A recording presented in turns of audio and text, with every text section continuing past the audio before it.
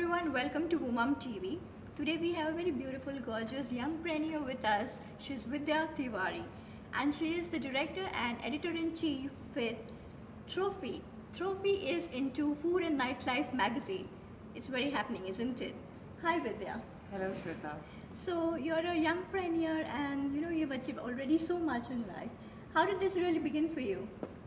I really want to say it's all thanks to God that at the age of around 21, 22 I was doing my fashion designing, and after fashion designing I started working with Femina as a fashion stylist and a fashion designer. Interesting. It was then a regional editor, features editor of Femina, Samira Moledina, who I was working with because my mentor Urmila Patil, who taught me fashion designing, she introduced me to her and we started working on a couple of shoots. And then she left, and Corina B. Manuel, who's been my mentor ever since, she took over Femina and she was the editor. Then she went on to become the regional editor of Femina. And I worked with her for almost 7 to 8 years as a stylist and a fashion designer. Freelancing, of course, never on payroll, but freelancing with Femina. I really enjoyed my shoots. And I think those were my formative years. That's where I gained my strength from, the courage that today I have. I think the foundation that was built and the first stone was laid by Corina B. Manuel. I think that woman, who's such a powerful woman in herself, because of her is, I give her complete credit of making me at least 25% of what I am today. In career-wise, she really, really helped me grow. And we've had our fights, we've had our issues.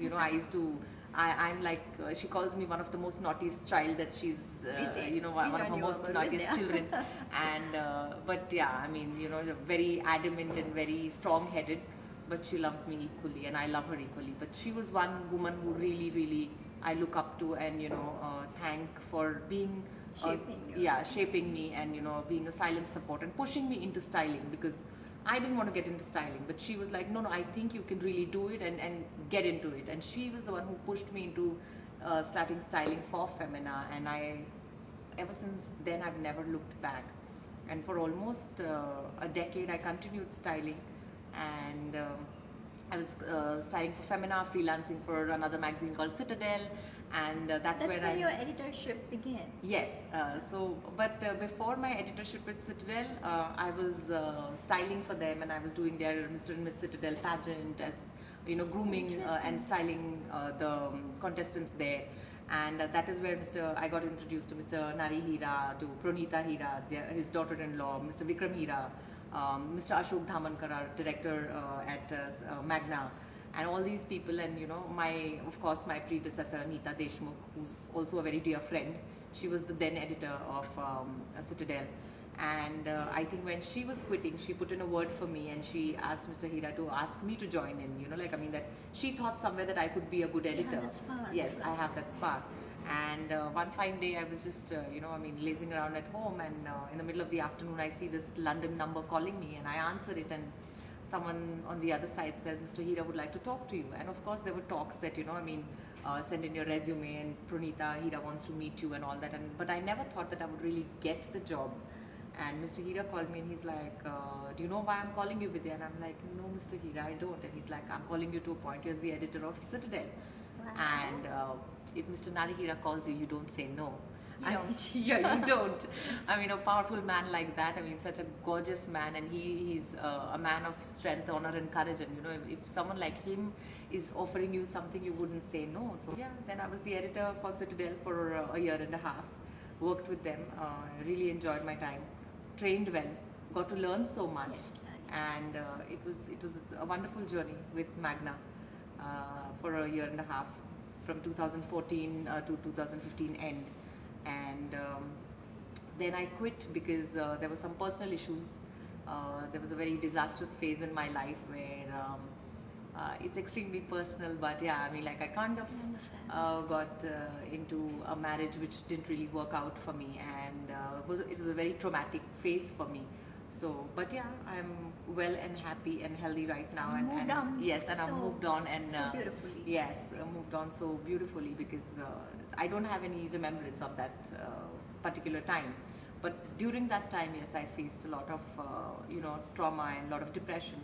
out of which really taught me or really helped me be compassionate towards people who go through these issues in Similar life, situations. similar situations that we just brush off or we don't really take seriously. I mean, there could be a lot of issues that someone's dealing with, but because we just don't see the under the table, we are always looking at them Superficial. yeah things superficially. and, We don't know what they are going through and what trauma they are dealing with, and it really made me a more compassionate person, and I thank God for putting me through something like that and bringing me out so much more stronger that today I can help myself, and if there's someone else in need, I will not shy away from helping that person. And I realize that depression is not something that comes as an illness or a sickness that shows any symptoms.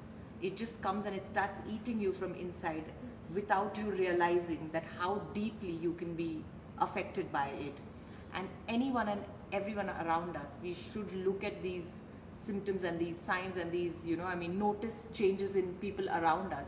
And if we find them depressed, if we find them a little aloof, if we find them a little indifferent from their indifferent from their usual self, try and help people around you. Try and be more compassionate towards them.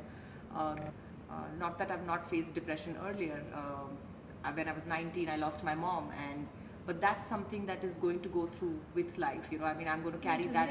I'm going to live with that grief for the rest of my life. My so-called marriage was not even something that is 1% of the grief that losing my mother is.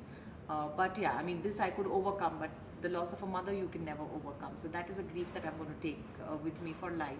I was under depression during that time also, but I got out again. So this is something that I really feel very passionate towards, and compassionate towards people who go through depression, and especially people living in a very superficial society like ours today, where we are going for these page 3 parties. We are always in we are seen on Facebook, and we are always going live, and we are amongst so many people. We are socializing everyone, and we are putting up these fake smiles and laughing and smiling and enjoying ourselves, or at least showing people that we are enjoying ourselves.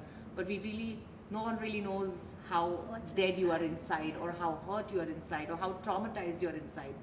So these two issues have really taught me. They've really spoken something which everybody out there can relate to, and which is really an important issue to be addressed. It is. Rather than running away from those. I really truly believe that depression is something that we should all talk about. No one should, it's in India, I think we've just, it's a taboo. Any kind of mental illness is there's a lot of stigma attached to it, and it's like, depression means you're mentally ill. It's not, you're not mentally ill. It's just like, maybe your B12 is low, you go and take B12 shots. Your D3 is low, you go and take D3 shots. If your iron is low, you have iron tablets. So the same way, if you're depressed, do something about it. It's just another form of illness which you can recover from. So why not help yourself and go out, see a psychiatrist, psychologist. Exactly, go see a therapist, talk to them. If you don't want to go that way, or you don't want to really go all medical, the medical way. Talk to a friend, talk to people around you. Try and help yourself, because if you're not going to help yourself, I don't think anyone else can help you, because the first person who needs to help themselves is you yourself. Once you open the door is when people will start entering in. So I think it's a very important topic to talk about, and you should never shy away from it. I wouldn't shy away from it. That's why I spoke about it right now. Yes, of course. And with all that strength and confidence. Yeah. That's Vidhya Tiwari. Thank you. So there are 4 partners in Trofii. It's Porus Agarwal, our CEO, and there's Aman Mehra, a director, Rahul Madan, another director, and then it's me, the editor-in-chief and director of Trofii. Trofii basically was a dream come true for all of us. So it's all of us. We are all coming from different fields, but we've concentrated. Like Aman is a digital expert. Porus has always been into FMCG. He's one of the 6 wholesale suppliers of cheese in the entire country.